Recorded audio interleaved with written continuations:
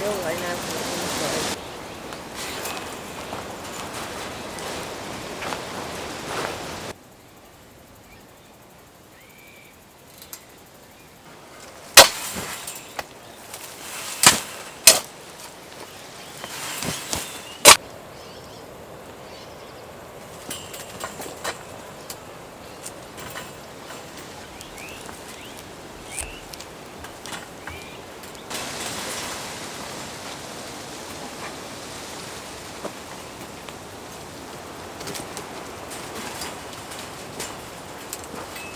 It's a bit long.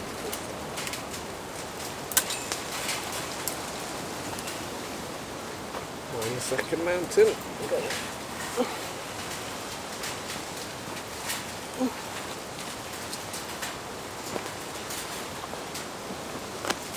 I've got it.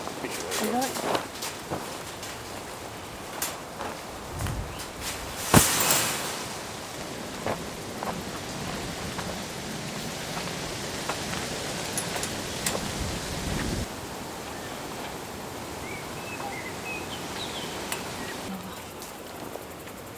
This, because it's so shifty, it needs to overlap properly. Yeah.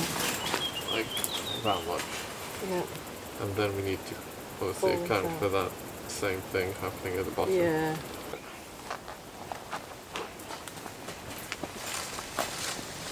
You manage there? Do you want me to turn on that end? So we may as well have some overlap because... Yeah. Right.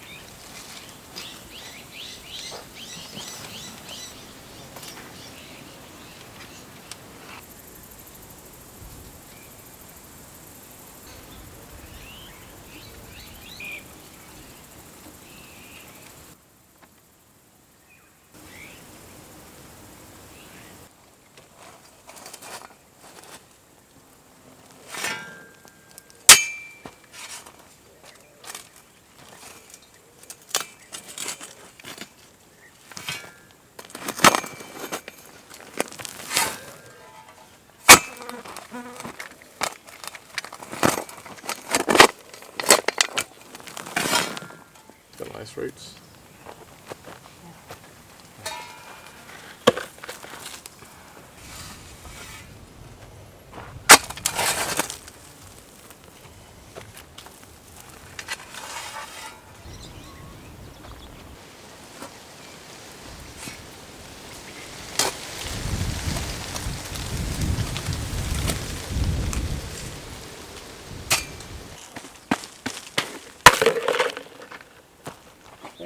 Such nice roots, aren't they? Sorry? Nice roots. Yeah.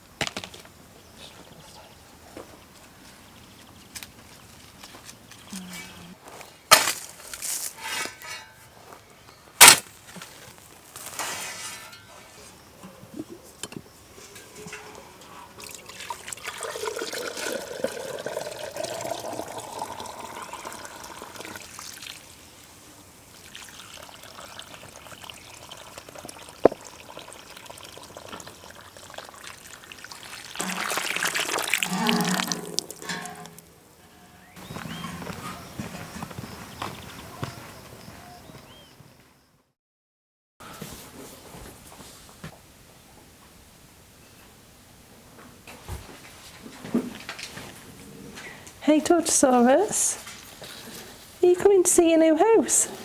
Come on. Come on.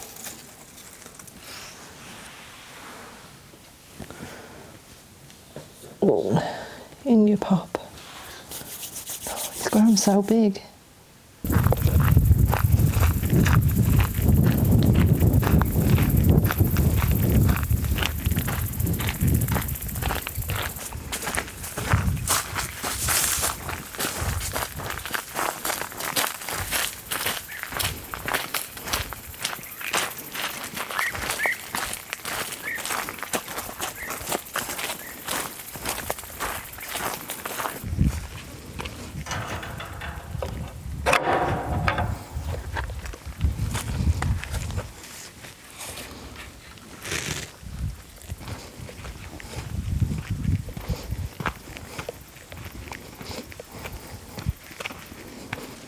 Right then, Tortoisaurus, welcome home. Where should we put you? How about down here by this pot? Oh, there you go, look. Wow.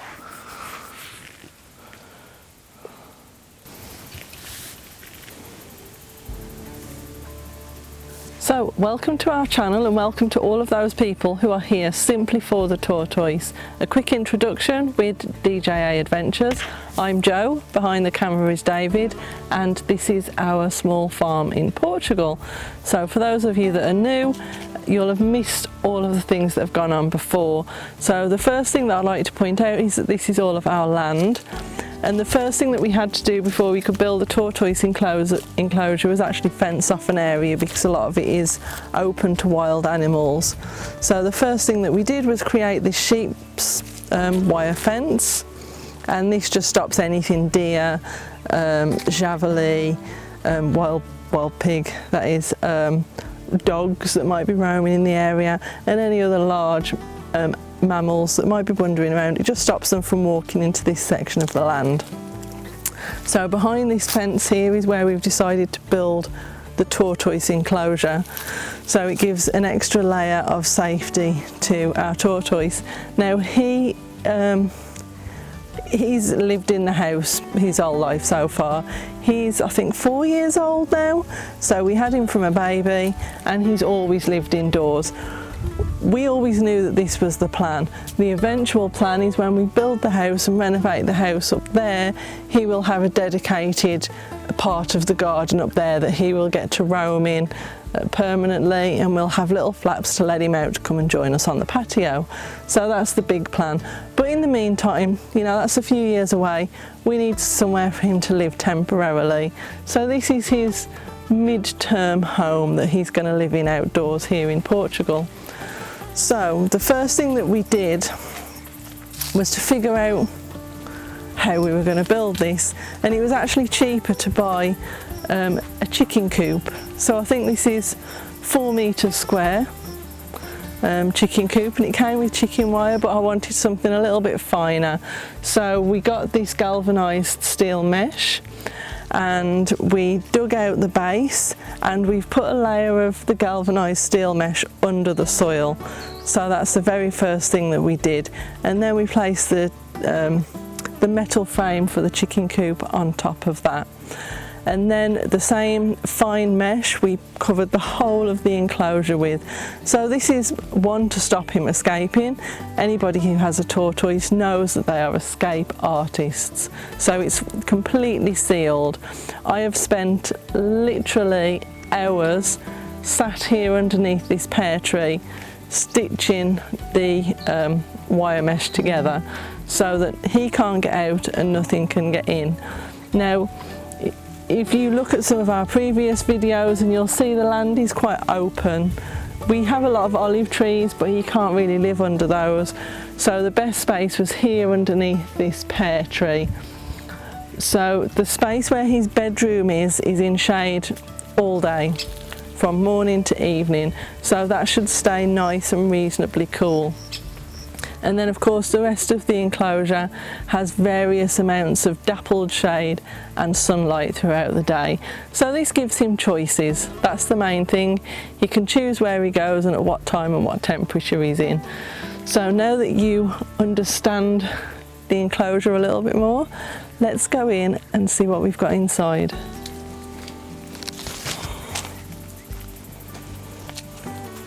So this is his very first introduction to the enclosure. We brought him over this afternoon for a soft introduction.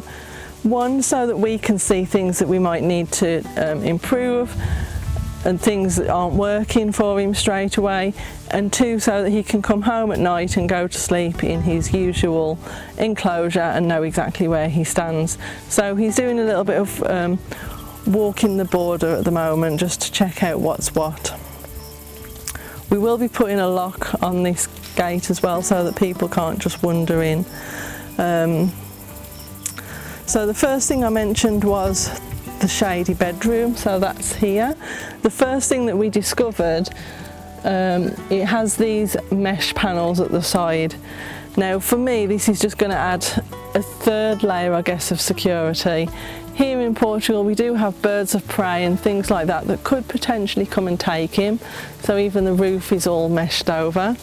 But this just gives another added bonus. His bedroom's up there, so anything that might get into here is then, you know, he can come and go up through this little entrance at the front, but the sides have got more mesh. So, but that confused him. He could get his head through and he wanted to put his whole body through. So a simple solution to that, I'm literally just going to put some boards at the side, and as soon as I did that, he realised he couldn't get through and moved on to something else.